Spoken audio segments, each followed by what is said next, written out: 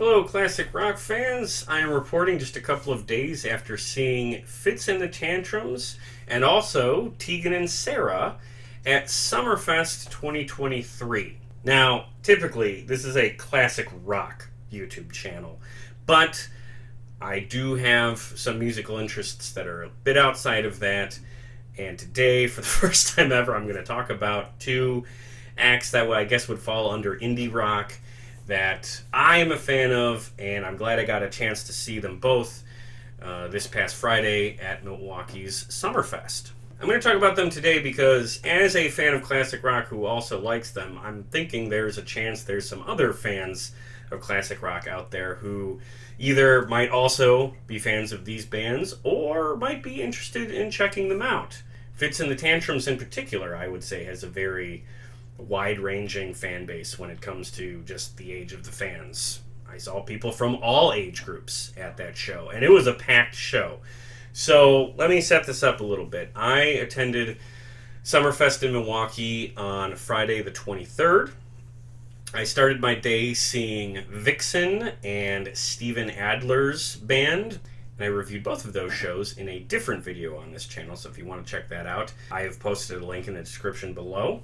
And luckily, Fitz and the Tantrums was playing at the stage right next to the stage Steven Adler was at. Unfortunately for me, because I was getting there right before Fitz was coming on stage, there was limited places to stand. The bleachers were totally full.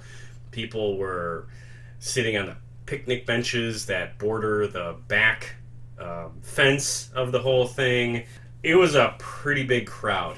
Unfortunately, I wasn't able to be up close, but whatever. I enjoyed the show nonetheless. Fitz and the Tantrums is a band I have been a huge fan of since they got started. I stumbled across their first hit, Money Grabber, on TV, if you could believe that. I saw the music video on MTV or wherever it was broadcast, and I really liked it. So when I saw they were playing at that year's Summerfest in 2011, I made a point to go see them. And I was not disappointed. That was one of my favorite shows that year. They came back to Summerfest in 2012. I went to that show as well. In 2013, they toured with Capital Cities, which is most famous for their song Safe and Sound. And I really like Capital Cities. So I saw those two bands play the Eagles Ballroom here in Milwaukee together. That was like a dream ticket for me, and I really enjoyed that show as well.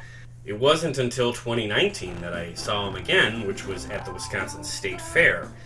And I hate to say it, but from what I remember, it wasn't a very well-attended show. There was a lot of empty seats at that. So after that show, I was a little worried about how their popularity was holding up after all these years. But my fears were alleviated just a couple of nights ago, because the stage was absolutely packed at Summerfest. I mean, I would say Summerfest probably put them on the wrong stage. I think they would have been better suited playing one of the larger stages. But in any case, the crowd was not only large, it was enthusiastic. So when they came out on stage, people were on their feet the whole time. The reaction was fantastic, so it was just a really fun show to be at. Now, I'm an old school fan, so I'm most familiar with the stuff from their first two albums. But their set list nowadays is filled with much more of their recent work, and even though I'm not as familiar with that stuff, I will say every song they played went over really well with the crowd.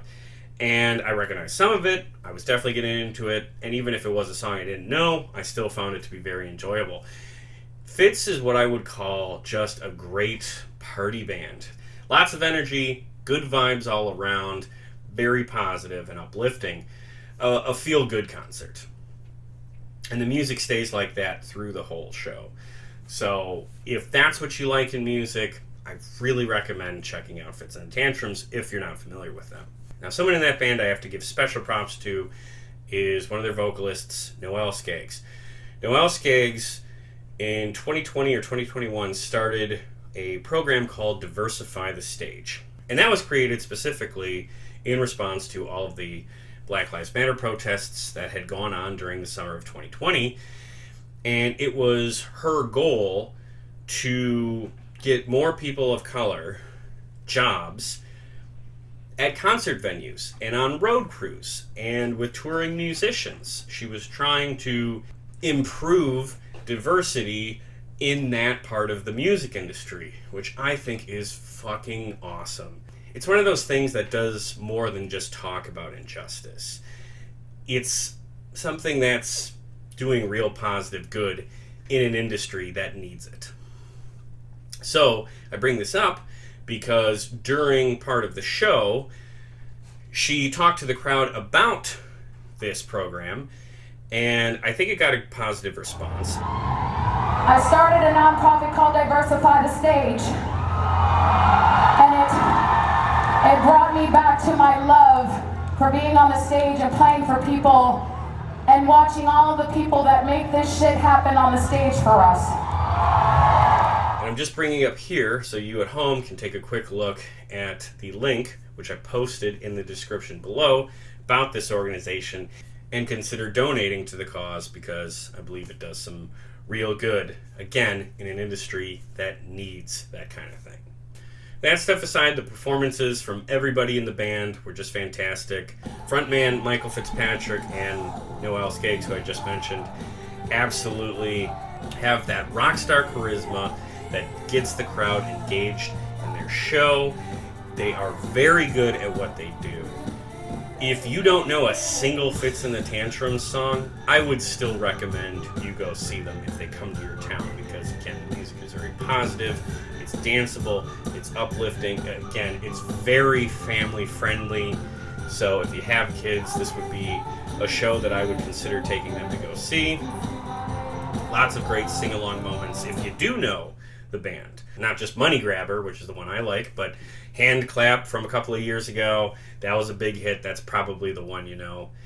But this is definitely a band that is really fun, and if you're a classic rock fan that doesn't know a whole lot about what we would call indie rock, if you want to learn more about that genre, start here, because this is a band that has a lot of the sensibilities and vibe of a lot of classic rock acts that we love. So I like classic rock, that's my favorite genre, but for years, Fitz and the Tantrums has been one of my absolute favorite bands as well. So if you're not familiar with them, I would really encourage you to check them out.